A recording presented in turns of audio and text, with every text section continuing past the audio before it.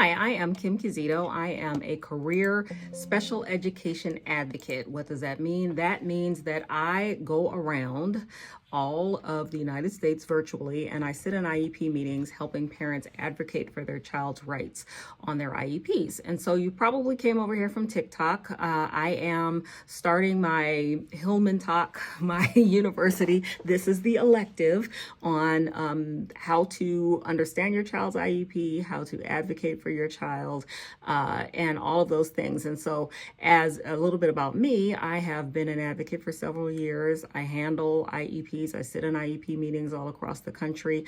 One of the things that I've learned a lot is that parents who I work with may understand one aspect of IEPs, may understand all aspects of IEPs, but don't necessarily know how to handle themselves in a meeting. I have parents who are really need to understand some of the intricacies of an IEP. So the goal for this class is for you to be able to go into the meeting for your child and understand everything that they're talking about, understand exactly why they're doing what they're doing, and be able to advocate for your child. One of the most difficult things I see, and I'm seeing this with a lot of new advocates, is they will fully understand the law or the special education codes and the rights, but then when it comes down to the actual meeting, it's really difficult to be able to advocate in the meeting. So I'm hoping that by the end of this class, you'll have an understanding of both how to understand this IEP, how to understand the special education process, and also how to be an effective advocate when you are in an IEP meeting. Now, I am going to structure this class kind of like an IEP. IEP stands for Individualized Education Program.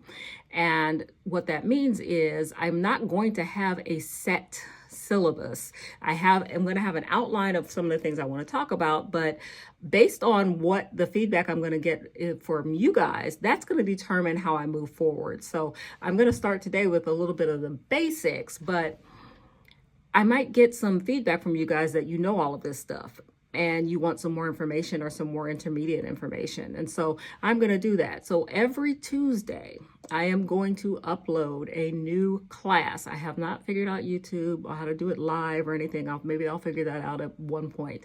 On Thursdays, I am going to talk about services that you can get through your state. So what I'm going to do is I'm going to go through all of the 50 states.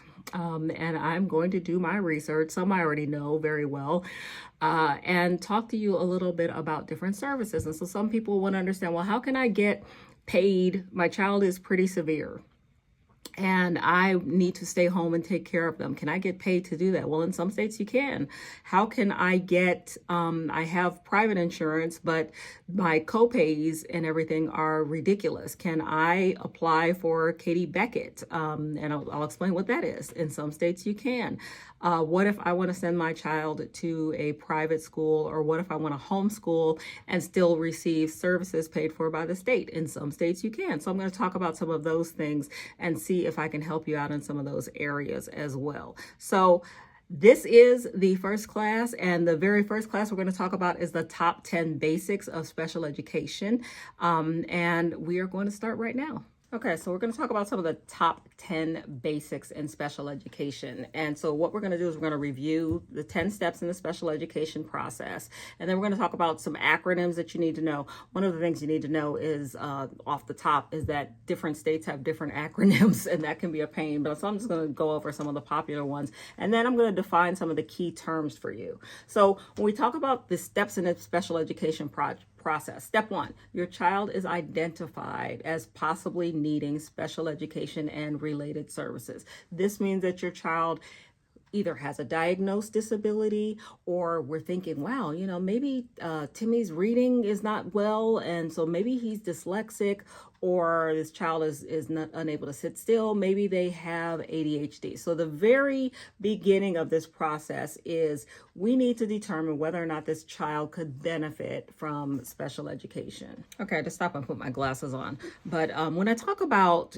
identifying a child as possibly needing special education services. I'm talking about something called Child Find. Child Find is an actual law, and it's a part of IDEA. IDEA is an acronym, IDEA, and it's Individuals with Disabilities Education Act, and that's what it stands for. And so it's a law that came about in the 70s, and so I'm not going to go into too many details with that, but basically what it says is, under Child Find, it is up to each state to find all children that have a disability or suspected disability, so that we maybe don't have a diagnosis yet, and evaluate them to determine whether or not that disability qualifies them for special education. And by special education, we mean specially designed instruction. So that's individualized instruction for them. So when I talk about special education, that's what I'm referring to. Special education, specially designed instruction, and IEP, I use those terms interchangeably, okay? And so what happens, and we said step one, the child is identified as possibly needing special education and related services. And by related services, I'm talking about things like speech services or occupational therapy services, things like that. And so once we say, I think Timmy might need, Timmy's slurring their words, their R's, or they're not able to pronounce TH, and they're of an age where they should be able to say, pronounce words like thank you or something like that. Maybe they need speech services. That's what I mean. And so under the Child Find law, it is the responsibility of your school to find that out. And so typically that it happens for you as a parent by an inquiry. All you're going to do is send an email to your child's teacher and possibly the principal and say, hey, here's what's going on. And we're not going to include any sort of disability unless the child has a diagnosis. So for instance, if your child's like, you're getting calls all the time, the child's bouncing all around and things like that, and you suspect ADHD, we're not going to say anything about any diagnosis. If you don't have an autism diagnosis, a dyslexia diagnosis, ADHD diagnosis, now is not the time to mention that. What we do want to mention when we want the school to do testing is we want to mention the symptoms. So we want to say something like, Kimberly is unable to sit still. She's not on par educationally with all of her other kids. I think it's because she's not able to sit still. She's not paying attention. The teacher calls me at least twice a week to say she's staring out the window. She's not getting along with her peers. Kimberly may not be, maybe reversing her letters, and she's in third grade and should not be doing that anymore. She's having a hard time with reading. These are the things that I mean. And so we'll put that in an email, and we will say, we would like to have Kimberly tested to determine whether or not she qualifies for an IEP. That is all about step one. Based on your state, that email, and I always suggest putting it in writing, an email is fine. That email goes in a bunch of different directions. So in some states, that email starts a timeline. In other states, that email means that the school is going to set up a meeting with you to talk about it. Those are the types of things that we need to look at for your state specifically. So as an example, here in North Carolina, the day that I send that email starts a 90-day timeline. And so they have 90 days from the day that I start that email, and it's 90 calendar days. So that means that includes holidays and weekends, 90 calendar days to determine whether or not they're going to evaluate, and then determine eligibility, and then create the IEP. All of that has to be done within 90 days, okay? In other states, I think Virginia, it is 65 days from the day that the parent signs consent. So that requires a parent having to sign a signature and things. So it's a little bit different for every state, but what you want to understand is that you're going to reach out and refer your child to the school by email. So step two, the child is evaluated. And so what happens with that? The evaluation is the part of the process where there are several different people that will work with your child, pull your child maybe from class, observe your child, all depending on the suspected disability category. And so what they're going to do is they're just going to say, look, for instance, They're going to provide you with something called prior written notice. And prior written notice is just a document that says, here's what we decided. We are going, let's take our example for Kimberly. Kimberly, we suspect has ADHD, and we also suspect that she has dyslexia. And we suspect this because she's in third grade. She is vastly behind. She's at least 2 grades behind reading wise. This is a guess, right? We're not sure, but she's not able to read on the same level as her peers. And the teacher's always complaining about her behaviors, and she seems to be like looking off and things like that. So the school has decided, okay, we are going to do an evaluation. We're going to look at 2 classifications. We're going to talk about the classifications another time. One of the classifications is where dyslexia lives. So we're going to look at the specific learning disorder, and then another classification is kind of where ADHD lives. That is called other health impairment. So we're going to look at both of those things. And so based on those classifications determine the types of evaluations that they're going to do.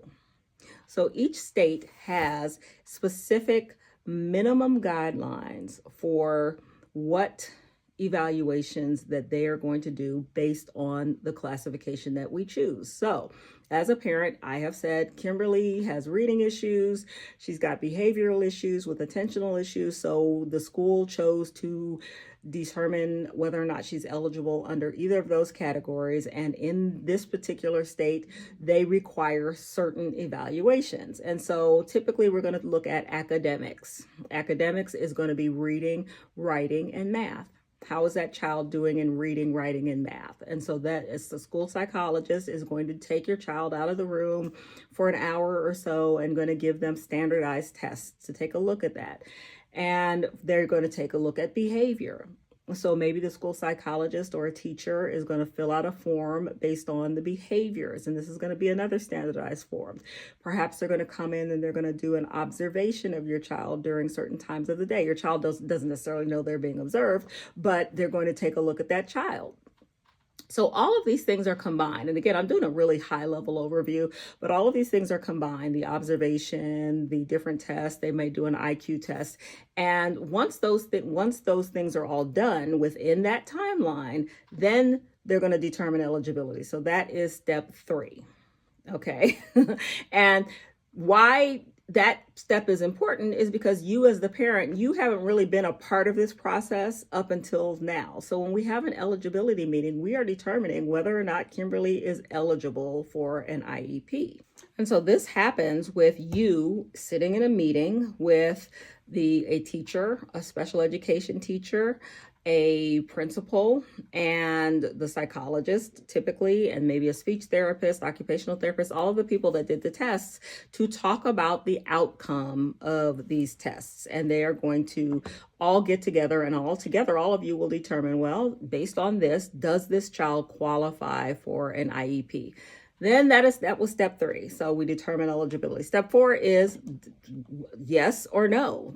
Does the child qualify for services? And so sometimes this is the tricky part because what we're looking for is 3 things.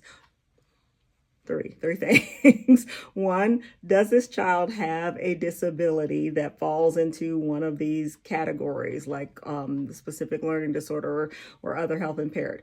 2, after we did the testing, are they impaired? Is there some sort of impairment that is hindering their progress at school?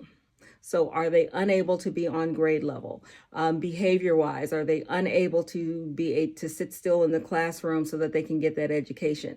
If the answer to those 2 are yes, then number 3 is, do they need specially designed instruction? And sometimes as an advocate, between numbers 2 and 3 is where we get stuck. So sure, they have this disability.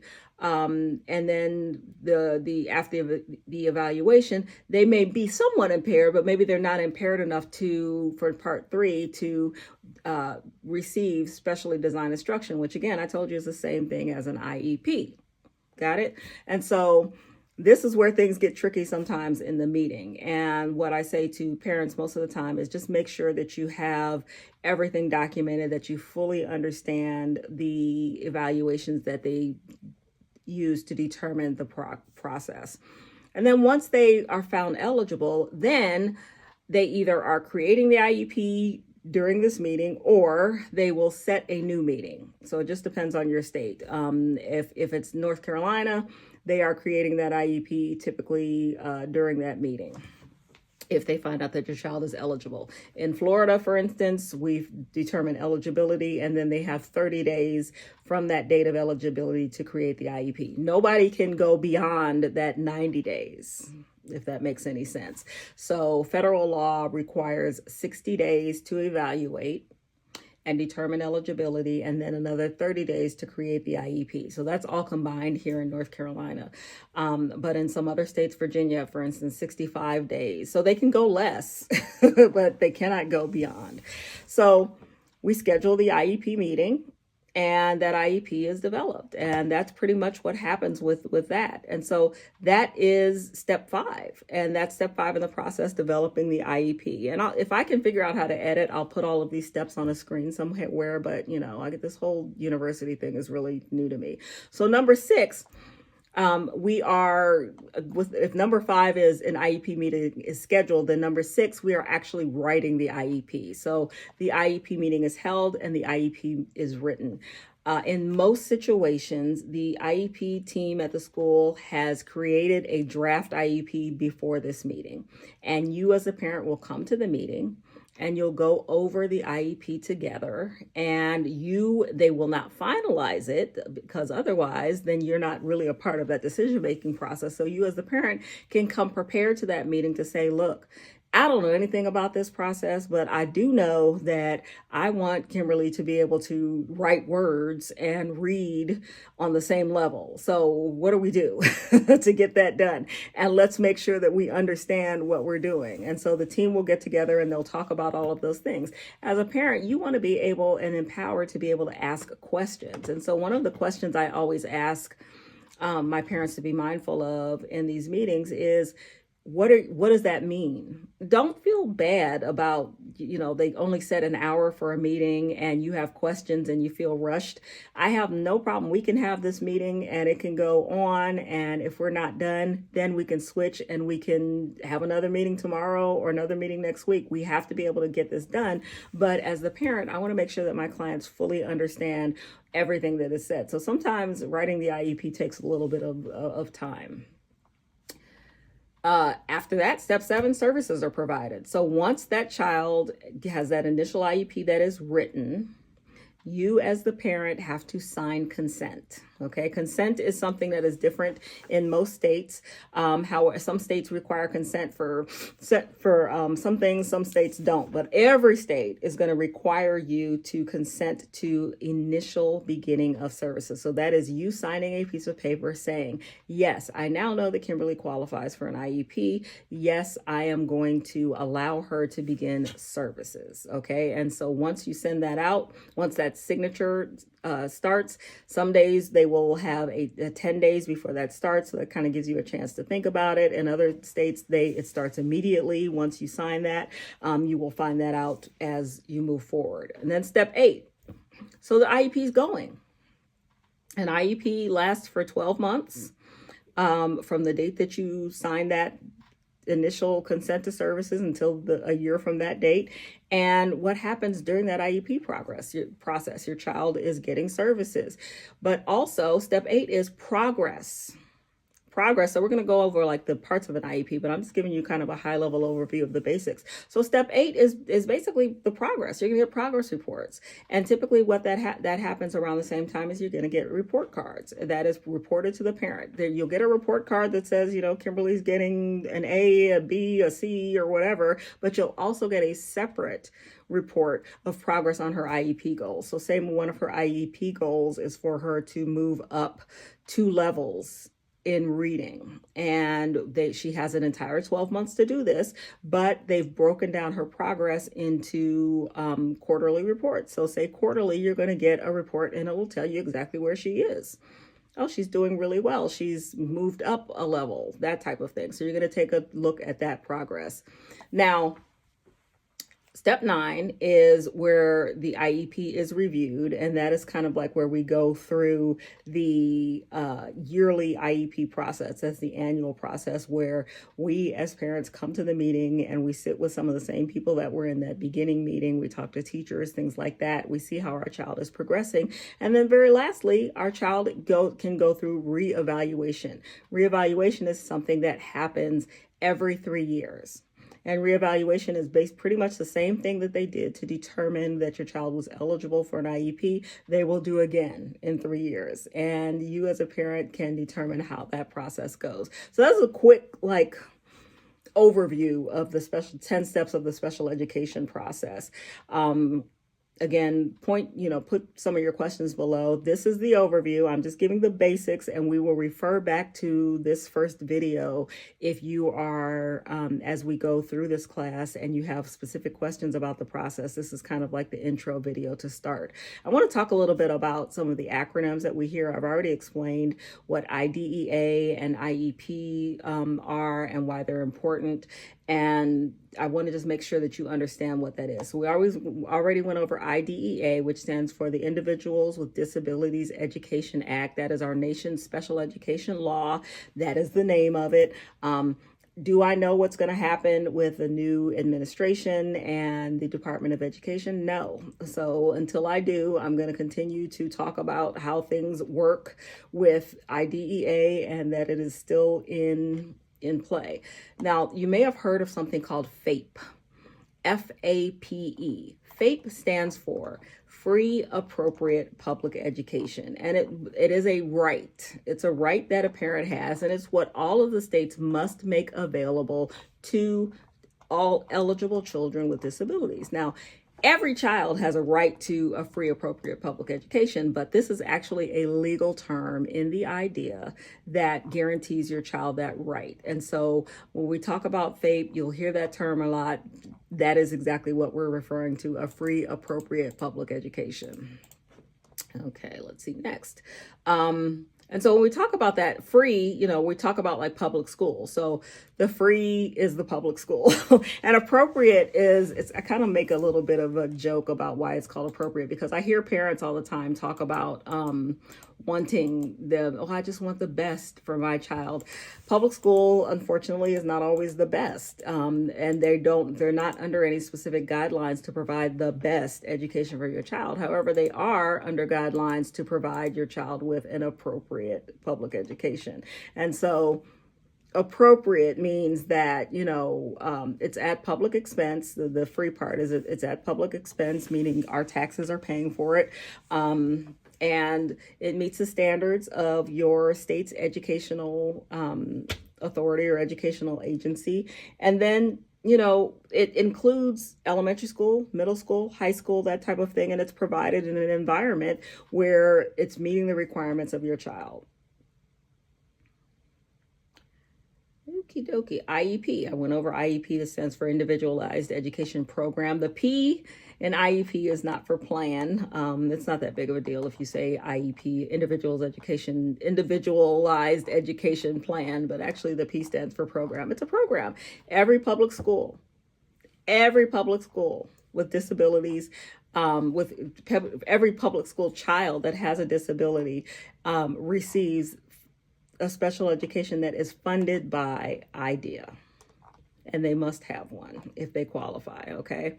And so I think we may go into what is in an IEP at some point. But when we talk about IEPs, we're talking about this. It's an actual document. And so it's an actual document that lays out the plan for your child. Okay, and so a little bit about what an IEP is. It's individualized. Individualized means it is specific to your child and not any other child. It is a written plan for your child's education. So it's a program that talks about how we're going to provide specially designed instruction to help your child meet their goals. It's supposed to be written by the parents and school staff together. And like I said, sometimes you will get a draft, but it's a draft. And that draft means that as a parent, you should be able to add to it and change it. And then it puts, it lists all of the special education that your child will receive. It should list the services that your child is going to get, where those services are provided, what environment those services are going to be in. So it's a document, but it's also a process. And I think it's important for us to understand that.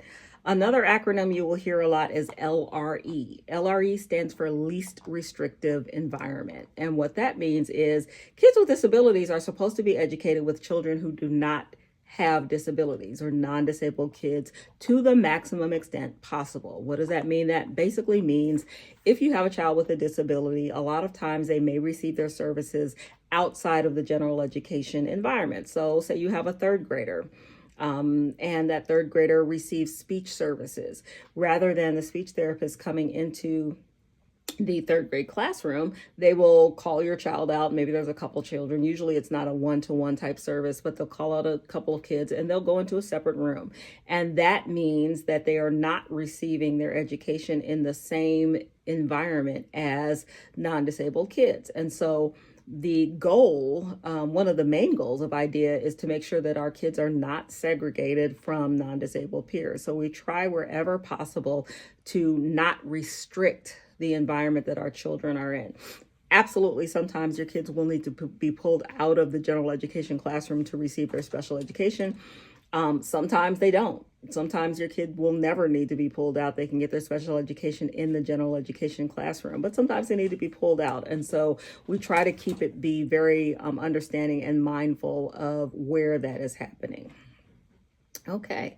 Hopefully those are just some of the big acronyms that you're going to see with IDEA. I feel like I've talked a lot today, and I just want to give you, again, a high-level overview of what it is that I'm going to be getting into. So unless I hear a lot from you guys for the next class, I want you, if your child has an IEP, to bring the IEP to class. And again, I'm going to be taping these in advance, but I'm going to go over your IEP.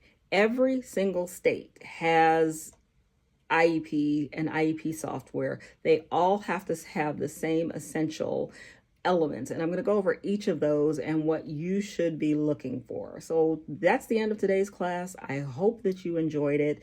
If you have any questions or anything in particular that you want me to go over, please post it in the comments below. Thank you for joining.